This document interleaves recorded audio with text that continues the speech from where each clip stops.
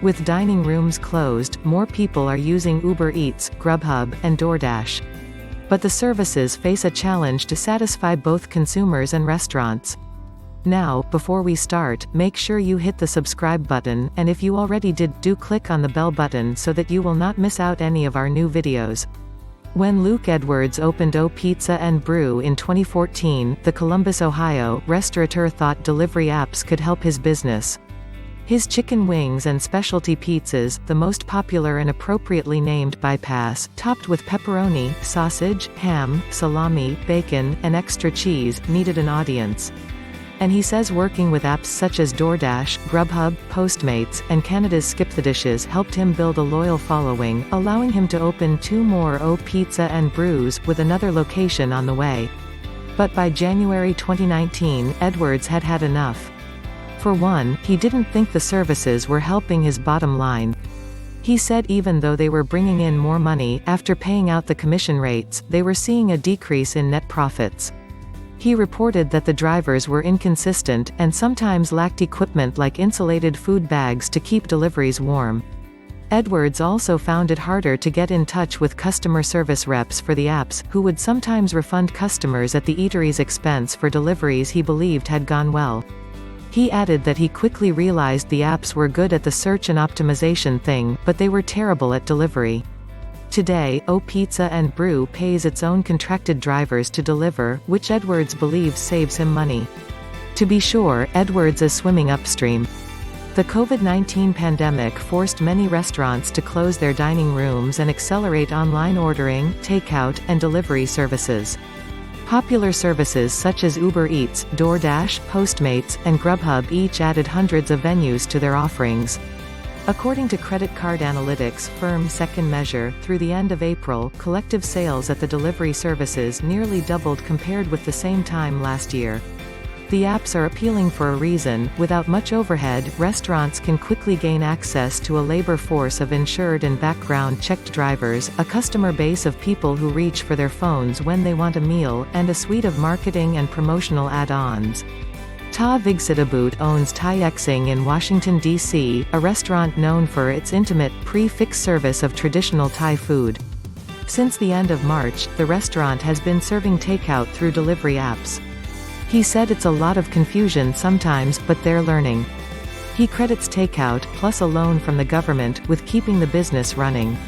At the end of April, Second Measure says 29% of Americans had ordered from an online delivery service, up from 23% the year previous.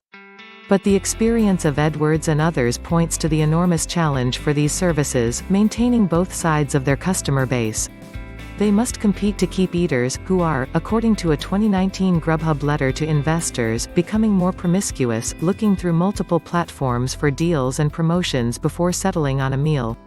And they must compete for restaurants, whose slimmer than usual margins have run up against commission fees ranging from 15 to 30% per order.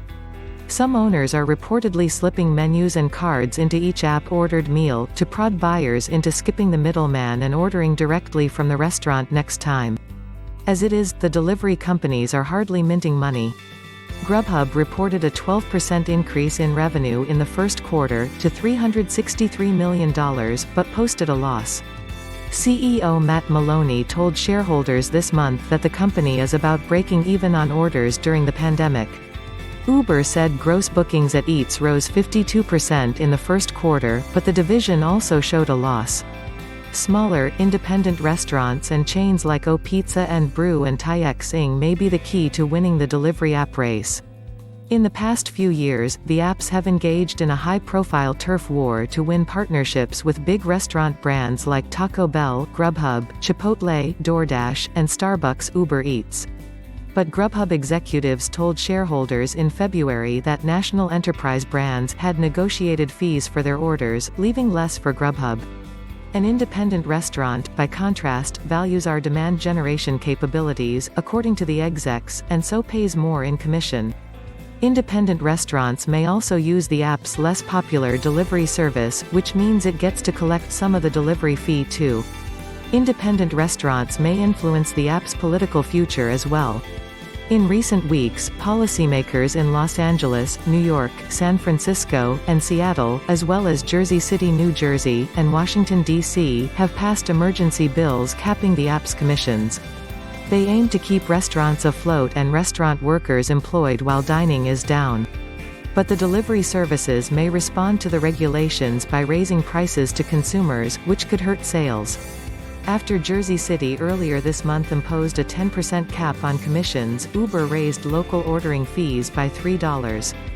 According to an Uber spokesperson said in a statement, regulating the commissions that fund the marketplace, particularly during these unprecedented times, would force them to radically alter the way they do business, set a far-reaching precedent in a highly competitive market, and could ultimately hurt those that we're trying to help the most, customers, small businesses and delivery people. Some services have lowered or eliminated commissions for smaller restaurants during the pandemic. DoorDash cut commissions for smaller restaurants by 50% and waived them for pickup orders, and Grubhub has deferred up to $100 million in commissions.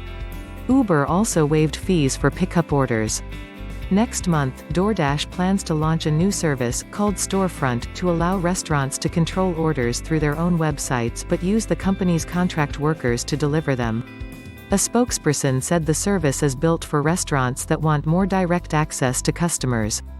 In a statement, a spokesperson for Grubhub said, the vast majority of their orders are completed without delays or complaints, but when things don't go as planned, they appreciate hearing feedback and work hard to make it right. The spokesperson also said delivery times are sometimes longer for reasons outside drivers' control, like longer restaurant preparation time and traffic. The fierce competition is prompting a wave of consolidation, which ultimately could lower the costs of resource-sucking promotions and competition for drivers. The Dutch company Takeaway.com closed its $7.8 billion purchase of Britain's Just Eat in January. Uber Eats is selling its Indian business to Zomato, and Germany's delivery hero late last year spent $4 billion to buy South Korean service Woowa. Earlier this month, The Wall Street Journal reported that Uber was in talks to acquire Grubhub. Together, the companies would control roughly 45% of the U.S. market, about even with reigning U.S. champ DoorDash. In a statement, a Grubhub spokesperson said, consolidation could make sense in their industry, and like any responsible company, they are always looking at value-enhancing opportunities. That said, they remain confident in their current strategy and their recent initiatives to support restaurants in this challenging environment. An Uber spokesperson declined to comment. But the fate of these companies may come down to the decisions of people like Edwards, who has kept all his workers on the payroll despite the sharp downturn in business caused by the pandemic. He has even handed out some raises, he says, in part because some employees realized they would be making more if they had been let go and been able to access pandemic relief assistance. He credits the apps for getting the word out for us. But sometimes, they had to fight to keep customers in spite of them.